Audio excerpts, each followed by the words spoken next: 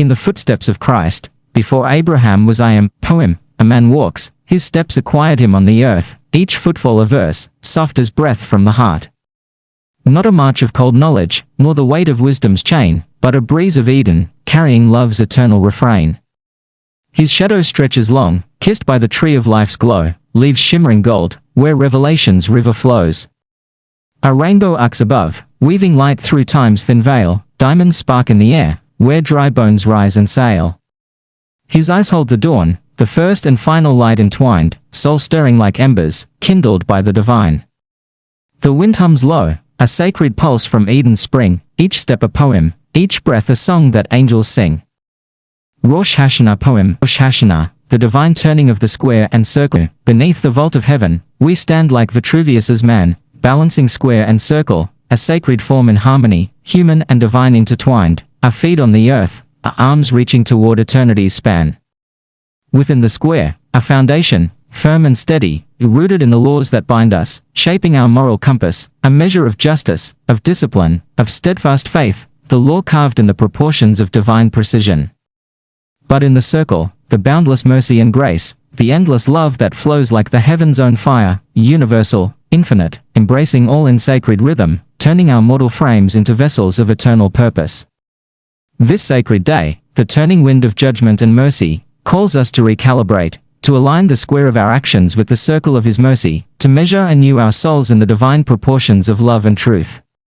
As the shofar's blast ascends like a trumpet through the sky, we are reminded, the divine design is perfect, constant, unshaken, a house built on the foundation of justice, crowned in mercy, where the heart, like the Vitruvian man, finds harmony in God's eternal plan. So let this new year be a sacred turning, from the rigid square of old limitations, to the sacred circle of divine presence and grace, a holy measure in the grand design of heaven, where the soul is shaped anew, and the divine proportions of love and mercy guide us home. Precursors at the threshold, shadows besieging the soul low, the enemy prowls at the gates, a hydra of ancient guile, the Catholic Fourth Reich, veiled in papal robes and iron creeds, a cult of relics and transubstantiated lies, crusading anew, not for Jerusalem's stones, but for dominion's shadowed deeds. Synagogue of Satan, as Revelation 2:9, unveils the mask, false claimants to Abraham's seed, blaspheming in the fray, their venom brews in Macbeth's cauldron, dark and vile task, liver of blaspheming Jew, where envy festers and decays, nose of Turk and Tartar's lips, Ottoman echoes in the brew, ingredients of division, stirred by witches' prophetic rue.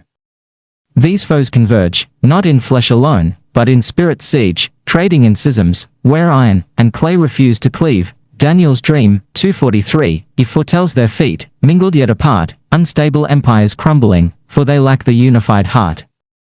Yet hark! The trees are marching, as Burnham Wood awakens bold, Macbeth's doom fulfilled, illusions shattered in the cold, Aaron's rod sprouts almonds, Numbers 17:8, life from deadwood's core, confirming priesthood true, where faith's green tendrils soar.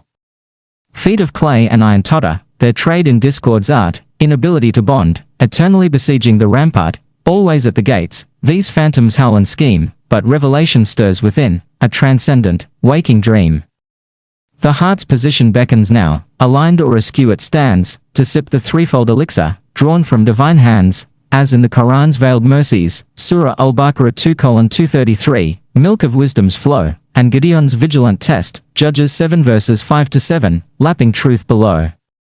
Response to revelation hinges on the soul's inner stance, upright in humility, or lapped in arrogance's trance.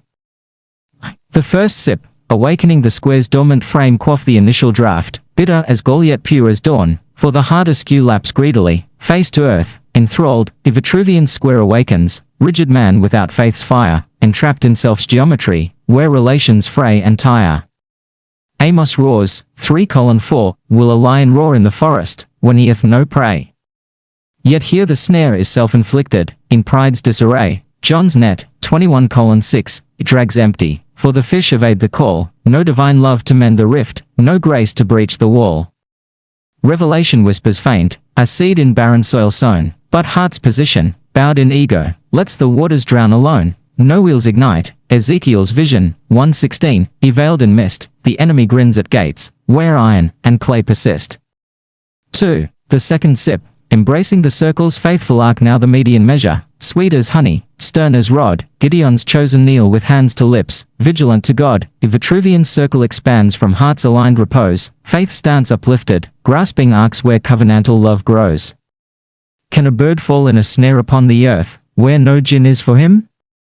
Amos 3 verse 5, yet heaven's trap ensnares the willing, in redemption's hymn, Peter's restoration, John 21 verses 15 to 17, thrice queried by the flame, lovest thou me? Relations healed in Jesus' name. Revelation surges, wheel within wheel in fiery spin, hearts position steadfast, drawing from the well within, trees walk in triumph, Aaron's bud defies the grave, clay and iron shatter, as faith's boundless currents rave. 3. The third sip, transcending to God's limitless abode, final elixir, transcendent nectar, boundless as the sea, for the heart exalted sips in resurrection's ecstasy, a Vitruvian sentinel transcends, arms to divine circle flung, no walls, no reservations, outside the walls, manger born, and sung. Jesus calls out Lazarus from tomb's confining night, John 11 verse 43, come forth. Unbinding grave clothes in the dawning light, process of resurrection life, where death's grip yields and flees, divine love weeping, heart looking in with infinite pleas, as God across the universe gazes on creation's span, tears of compassion flowing for fractured, wayward man. This communion path on earth, a foretaste sweet and true, yet eternal communion awaits, in unity anew, a Father, Son, and Spirit, perfect heart in triune gaze, eternal looking in, as Jesus in John 2's wedding blaze, turns water into wine, till the final guest arrives, then kingdom draws near in communion, where all the faithful thrive. The model of reality, a dialectic of pairing, entrapment, and the relational cause. Introduction, the vision of the well and the Vitruvian man. Imagine a three-dimensional Vitruvian man, perfectly inscribed within a circle and square, a symbol of harmony, divine proportion, and the unity of creation. From this fundamental sacred geometry, extend a shaft downward, an ancient well. This well does not merely serve as a container of water but becomes the symbol of divine revelation, the divine mercy flowing from heaven into the depths of human existence. The well as the heart of revelation. The well represents the divine revelation of mercy, drawing from God's gracious love. It is dug through toil, symbolic of man's effort, suffering, and pursuit of truth, as in Eden's garden, cast out but still longing for the sacred origin. The water inside each of us is the living water, the mercy and grace that call us back to the original revelation, the Word at the beginning, the image of God in man, now fractured by fall and ignorance. Within the well structure lies the mechanism of divine order, a pulley and rope system, the symbolic house of salvation, designed to raise the water effortlessly, yet it is the effort of love that works in us and through us. The rope, the covenant of love, is wound around a pivot point, the divine anchor of mercy, drawing the divine revelation upward in a circle of renewed understanding. The archetypal symbolism of the water, mercy, love, and revelation. The water signifies mercy, the living water that satisfies the soul's deepest thirst, accessible only through toil, faith, and surrender. When the Samaritan woman at Jacob's well receives this divine water, she is drawing from a well she did not dig herself, a symbol of divine grace freely given. Her act of service, drawing and sharing, becomes the emblem of love in action, the renewing of the soul and the community. The woman's act of drawing water reflects both the spiritual and material necessity, love and service. When her well is open to Christ, she receives more than she can contain, the overflowing mercy that transforms her into a witness of divine abundance. The pattern of the divine in geometry and architecture. This structure, with its circle within a square, a symbol from Vitruvius, embodies the divine design, the perfect balance of proportion, strength, and harmony. The circle signifies eternity, divine unity, and the heavens, the square embodies the earth, stability, and human effort. In architecture, this geometry is the template of sacred space, cathedrals, temples, and mosques, designed to reflect the harmony between heaven and earth. The well and house become part of this sacred architecture, an eternal mechanism, a cosmic elevator, that lifts divine mercy from the depths to the heights of understanding and truth. Entrapment, power, and the control of revelation. In this framework, the well also symbolizes the trap, a motif hidden in various cultural narratives, the mire of ignorance, the circle of tyranny where a few control the water, denying access in fear and greed, as in communism's suppression of free thought, or Orwell's 1984, where the circle turns against the square. A symbolic stifling of free revelation, and walls start to crumble as other wells in the divine-orientated heart are dug alongside and afar. The wheel within the wheel, the mechanism of the pulley, is akin to the mustard seed of faith, small but strong, both capable of pulling free even the most bogged-down soul and drawing the water of sustenance with greater ease and productivity. When trapped in the mire, materialism, and the tyranny of communism's reliance on fear, resentment, the soul's efforts are futile unless guided by divine grace, the divine wind of mercy that moves and restores. The sacred flame and the cosmic order. Above, the circle, faithy book, within a circle, abiding as stars, is the sacred flame of Melchizedek, the eternal priest-king, the flame of divine revelation, wisdom, and priesthood. Jesus above the walls of the well and keeper of the divine house. The eternal light and the beginning and the end at the same time. Before Abraham was I am, John 8 verse 58. The Word, second Adam image of God in man, the Son of God became flesh Son of Man and dwelt amongst us. 1 In the beginning was the Word, and the Word was with God, and the Word was God. 2 He was with God in the beginning.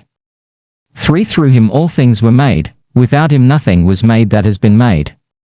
For in him was life, and that life was the light of all mankind. 5 The light shines in the darkness, and the darkness has not overcome it. The stars with the book of life shine bear testament of this entire mechanism towards redemption of the relational cause that is above and through all other causes, a vast pairing and entrapment narrative of grace with planets all bowing down to divine revelation, pointing to the eternal logos, the Word in the beginning, the image of God in man, the divine truth that balances the mechanics of the universe. 3 Now Israel loved Joseph more than any of his other sons, because he had been born to him in his old age, and he made an ornate, a robe for him. For when his brothers saw that their father loved him more than any of them, they hated him and could not speak a kind word to him. 5 Joseph had a dream, and when he told it to his brothers, they hated him all the more. 6 He said to them, listen to this dream I had. 7 We were binding sheaves of grain out in the field when suddenly my sheaf rose and stood upright, while your sheaves gathered around mine and bowed down to it. 8 His brothers said to him, do you intend to reign over us? Will you actually rule us? And they hated him all the more because of his dream and what he had said. 9 Then he had another dream, and he told it to his brothers. Listen, he said, I had another dream, and this time the sun and moon and 11 stars were bowing down to me. 10 When he told his father as well as his brothers, his father rebuked him and said, what is this dream you had? Will your mother and I and your brothers actually come and bow down to the ground before you? 11 His brothers were jealous of him, but his father kept the matter in mind. The analysis of cultural and linguistic foundations. In Semitic and Asian languages, the roots of words are formed by pauses between letters, embodying the divine act of creation itself, each letter a divine act, each pause a reflection of the logos, an echo of the divine architecture that underpins reality. These pauses. Blessed is the man that allows the spirit of man to speak between his words, but most blessed is the man that allows the spirit to speak between his words. A quote of mine, each letter formed is testament to a heart and a house of faith abiding revelation like Abel, not fear haste ignorance like Cain. The divine act of creation in language, the pause between letters, is the reflection of the divine rhythm, echoing the word, the logos, who is the first cause and the end. In the sacred scripts of Semitic languages, every letter, every vowel, and consonant is a fragment of divine revelation, a piece of the eternal puzzle. The space between illuminated letters is an opening, a door, to divine mystery, revealing that revelation itself is a pairing and a dance, a continual process of unfolding and entrapment, where the divine seeks to draw creation back into harmony. The geometry of the well, the circle, and the square. Revisiting the Vitruvian ideal, in this vision the circle symbolizes the divine fullness, eternity and infinity, while the square embodies human effort, the pursuit of righteousness or evil, and the material world. The well, piercing into the depths, signifies the depths of divine mercy hidden beneath the surface of reality, an eternal font waiting to be tapped. The mechanism of the pulley, the rope, the handle, and pivot, all serve as figures or features of the house of divine grace. The effort of the believer, yielded in faith, is amplified by divine power. Like the woman at Jacob's well, both our toil, the heart still deeply wounded is yet still ready to give when rejected, is rewarded with living water, an overflowing gift that we are called to share, nourishing others and ourselves in divine love when our orientation now is in Christ the Word. Before Abraham was I am. The entwined narrative of power and deception. In the world of ideology and materialism, the circle of control, square pretending to be a circle, the ruling few, is seek to deny real revelation, always aiming to force the believer into a circular trap, square pretending to be a circle, which is why religious tyranny separate from God's heart is the worst, and even murderous like Cain, where effort alone is futile, and revelation is withheld. It's the same spirit of the autopen of Joe Biden, feet of clay mixed with iron, and the inability to cleave to communion and covenant with God and others with one's free will. That twists the holy pattern, arresting the divine order for selfish gain, whether through communist suppression or Orwellian control, formatting the circle to turn into a square while telling us it is still a circle, the truth of lies to imprison the free. But within this trap lies the secret, the mustard seed of faith, that can pull the spirit free, leveraged by divine power. The wheel within the wheel with eyes all around is not just a symbol of constraint, but also of potential, the divine capacity to turn chaos into order, to lift the bogged-down soul from the mire. To turn the cross into a symbol of resurrection towards life, where the bones that are dry now live and walk and have their being in the divine, where righteousness even remains within the marrow of our bones from a righteous and loving heart. The phrase, Elijah bones walking, refers to the biblical account in 2 Kings 13 verses 20-21 where the bones of the prophet Elisha, not Elijah, he revived a dead man who had been thrown into his tomb, causing the man to come back to life and walk away. Jesus has this power not just in his bones but his words of command, John 11, the pause in his tears. Jesus wept, is the shortest verse in many Bible translations, found in John 11 verse 35, and describes Jesus crying at the death of his friend Lazarus, despite knowing he would raise him. Lazarus's illness and death. Lazarus, a friend of Jesus, became sick. His sisters, Mary and Martha, sent for Jesus, but he delayed his journey for 2 days.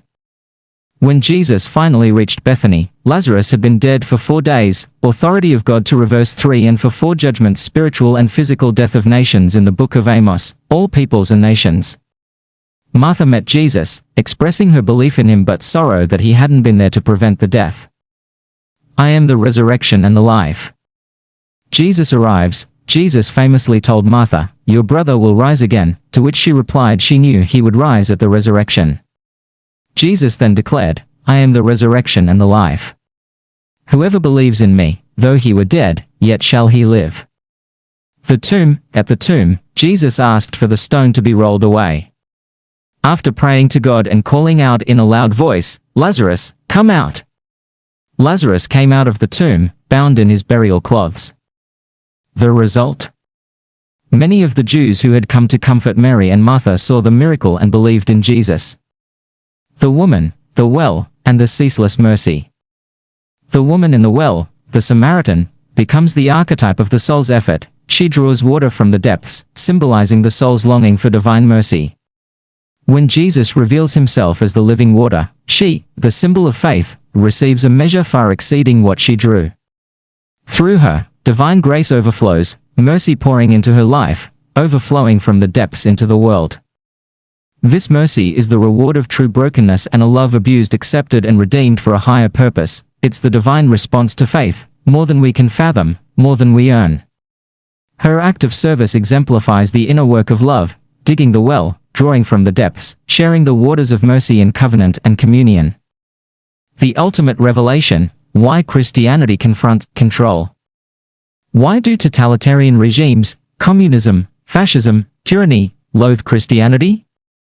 Because it embodies faith, revelation, and love, the divine entrapping and lifting of creation into harmony. Christianity insists man must dig his own well, labor in faith, and receive mercy as a gift, not as something to be seized or controlled. The spirit of fear, greed, and ignorance seeks to force the individual to draw water through coercion, to force the divine effort, without love, without faith, without mercy. This is the same spirit that left man cast out from Eden, seeking to enslave the divine pattern under tyranny, controlling the well of truth and mercy. But in the Christic pattern, the divine mechanism, the wheel, the pulley, the well, enables the soul to emerge free on a divine pivot, often the faith of the mustard seed, like the small winch that pulls a large vehicle out of an impossible bog, the miry clay, and puts our feet upon the rock, to draw truth and mercy willingly, in love, in covenant, in communion. The divine is a partnership, not a dictatorship. Love is the key that unlocks the well's fullness. He lifted me out of the slimy pit, out of the mud and mire. He set my feet on a rock and gave me a firm place to stand. Psalm 40 verse 2. Final synthesis, the model of reality. Reality, in this vision, is a pairing and entrapment narrative, the divine entrapping creation in love to draw it home, in divine order. 13 If I speak in the tongues, of men or of angels, but do not have love, I am only a resounding gong or a clanging cymbal. 2 If I have the gift of prophecy and can fathom all mysteries and all knowledge, and if I have a faith that can move mountains, but do not have love, I am nothing. 3 If I give all I possess to the poor and give over my body to hardship that I may boast, but do not have love, I gain nothing. For love is patient, love is kind. It does not envy, it does not boast, it is not proud.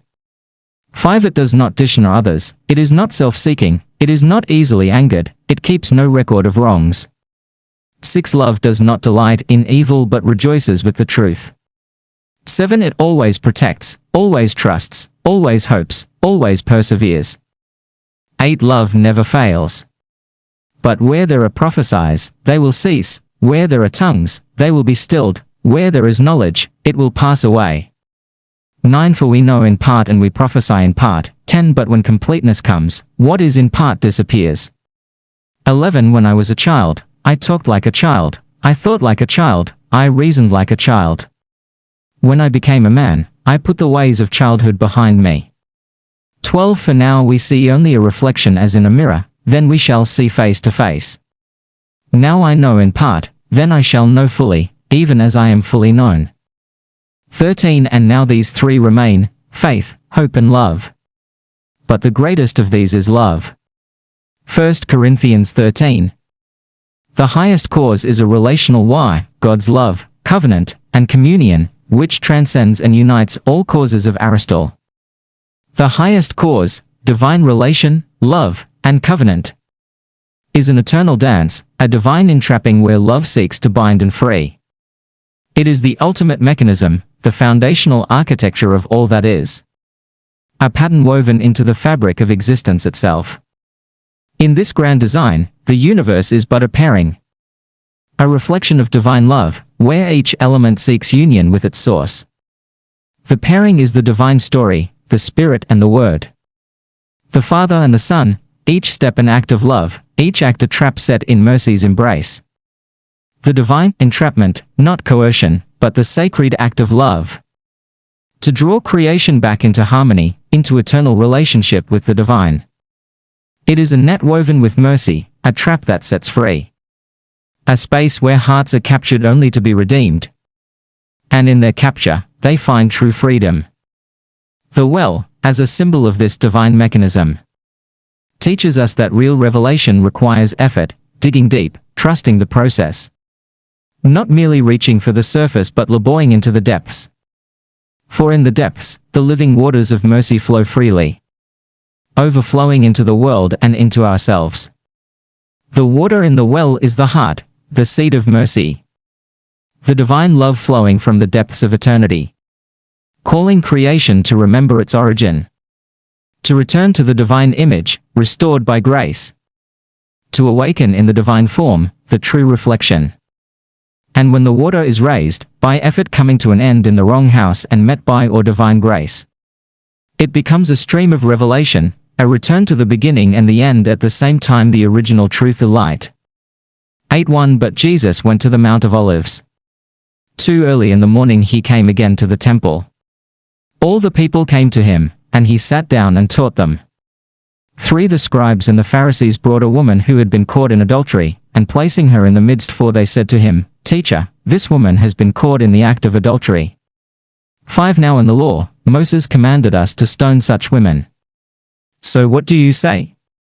6 This they said to test him, that they might have some charge to bring against him. Jesus bent down and wrote with his finger on the ground. 7. And as they continued to ask him, he stood up and said to them, "Let him who is without sin among you be the first to throw a stone at her." 8. And once more he bent down and wrote on the ground.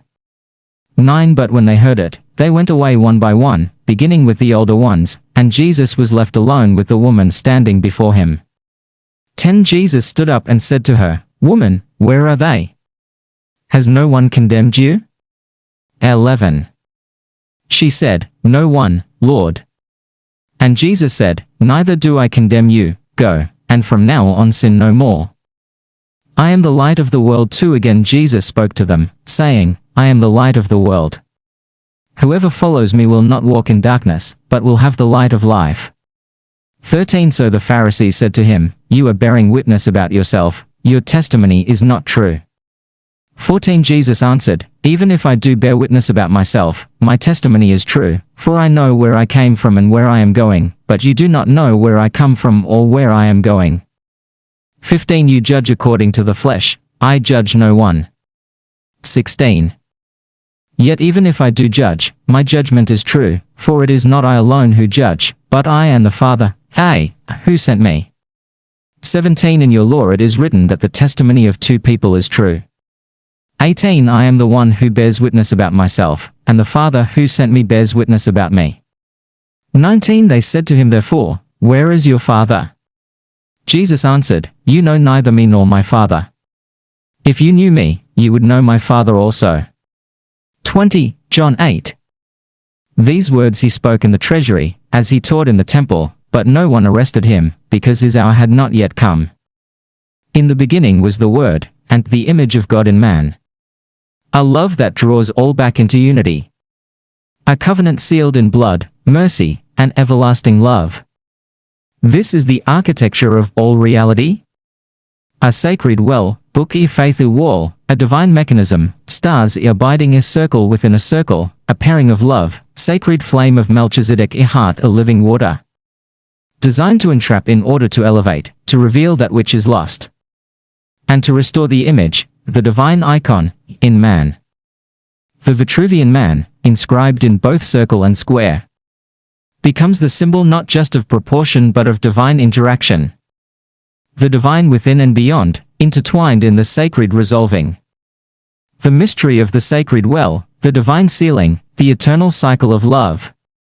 Only love remains. The final conception, the one reality. In the end, what we see is not mere matter, but a relational story, a pairing that seeks unity, the relational cause that is above and through all other causes. Our broken relational critique, first Adam failures, original sin, played out in reality, which is a pairing and entrapment narrative. A divine entrapment aimed at liberation. Because love itself dwells in the act of love's giving and receiving. God designed the universe not as a prison but as a field of divine relationship.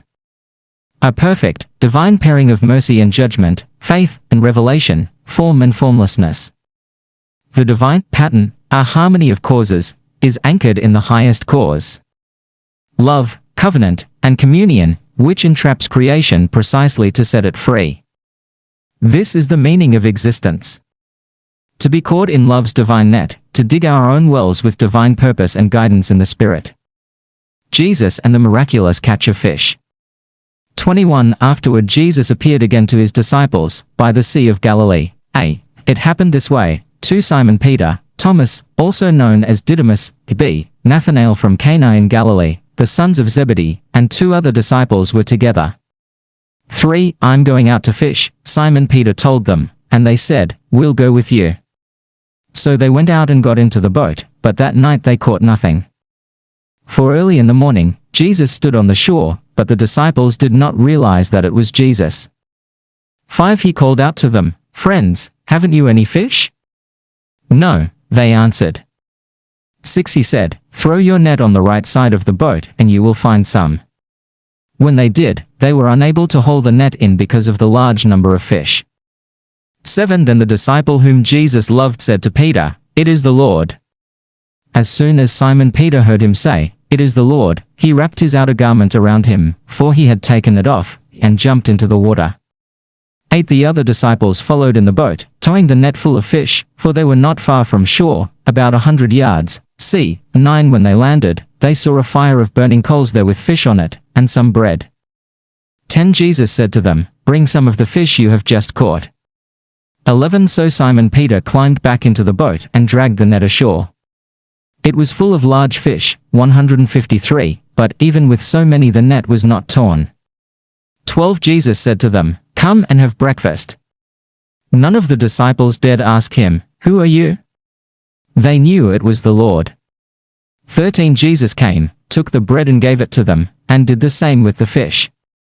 14 This was now the third time Jesus appeared to his disciples after he was raised from the dead.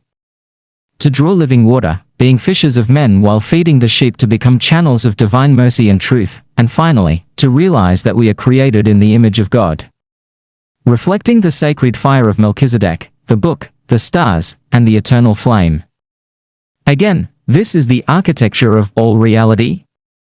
A sacred well, book e faithu wall, a divine mechanism, stars e abiding a circle within a circle, a pairing of love, sacred flame of Melchizedek e heart a living water.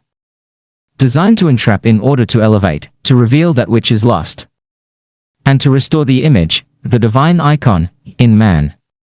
Conclusion, the ultimate archetype, in Christ, in the well, in the Word. Jesus Christ, the incarnate Word. The true Vitruvian man *. The divine image perfectly reflecting the Father. The sacred well of mercy, flowing from eternity.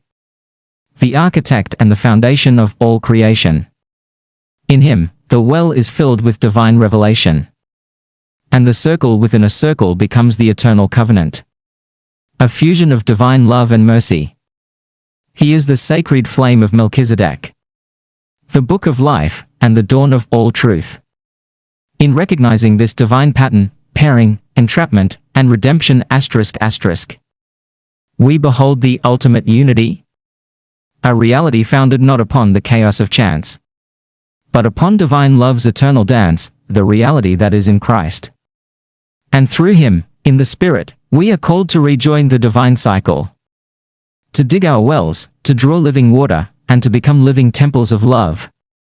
Restored to the divine image, shining with the sacred fire of this divine architecture, the most important being the circle of the human heart and the gift of life woven into the very fabric of existence, is a sacred call to participate in the divine love, to become co-creators in the ongoing act of redemption.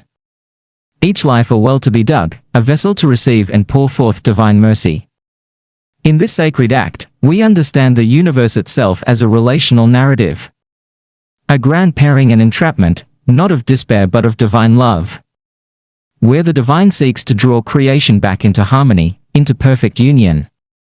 And to fulfill the covenant lost in Eden's fall. The well, therefore, is not just a symbol of effort, but a divine giveaway, gateway of grace. A conduit where heaven meets earth, where mercy flows. And where the divine purpose is realized in every soul willing to dig deep. To draw from the depths of divine truth, and to pour out love in love's sacred name. In the broader architecture of reality, the circle and square are not just to be seen as opposites, but yes, they are on spectrums more powerfully so while the light is the most dim. And yet through the darkest clouds the rainbow, the light that is there at the beginning and the end at the same time lights up the sky. The dark clouds the square provides the perfect backdrop for the rainbow to pierce through in resurrection light. These shapes of original sin and redemption complementary symbols of divine and human interactions in the relational cause that is above and through all other causes. Eternity and temporality, mercy and justice, form and formlessness. All woven together by the divine pattern, the ultimate cause. Love, covenant, and communion. The final revelation? In Christ, the Word made flesh. The divine image perfectly restored. We find the ultimate well. The living water of mercy that surpasses all understanding. He is the sacred flame of Melchizedek. The star above the firmament. The book of eternal truth, the divine blueprint prefigured in geometry, language, and spirit. The well, the house, the wheel, the whole mechanism is fashioned to serve the eternal purpose, to lift and restore. not by force alone but by divine love, mercy, and grace, so that all may partake, all may drink, and none be forgotten. This is the grand narrative. A divine pairing, the eternal entrapment. A creation bound in love yet longing for liberation. A sacred journey back through the symbol and the story. And in this divine story, there lies the theory of everything. A universe held together by love, the relational cause. A cosmos woven by the one who first drew the well, first dug the ground, and still calls creation home, to the divine well of mercy, to the divine word and the sacred fire of Melchizedek, and to the eternal unfolding of love, covenant, and communion. Conclusion: the image of God in man. The truth. God's image in man, Christ the example. The perfect archetype of divine proportion and mercy. The book, the stars, the sacred flame. The eternal well and the eternal covenant, all found in the likeness of Christ. In him, we see the divine architecture, the pattern of unity, love, entrapping and freeing. The true Vitruvian man made whole again, bearing the divine seal of the eternal love that drew everything into being. And so, we are called to dig deep, look upward, draw out living waters, and restore the divine image in ourselves, in our communities, until the divine pattern, the masterpiece of divine love, is fully revealed in us, and through us, to the glory of eternity. The poem of the sacred well. The sacred well, in sacred silence we contemplate. In sacred silence, each letter's pause divine. A breath of God, a whisper in the celestial design. From the sacred depths where divine waters flow, the divine architect shapes each vow and tome. From the silent pause, the space between roots and branches, emerges the sacred form, the divine response. For language itself is but a mirror of the divine act, a reflection of the wellspring, the sacred pact. As the Arabic letter, and the Hebrew pen, formed in the sacred pauses where eternity begins. Each circle, each hook, each sacred space, a divine imprint of the divine face. The sacred letters, like the well's abyss, hold secrets deep of the eternal bliss. A glimpse of paradise, a whisper of the divine, a divine rhythm, a holy sign. The form is the well, the vessel of divine mercy, carved in the silence, in the sacred harmony, where the divine word pauses, to be spoken anew.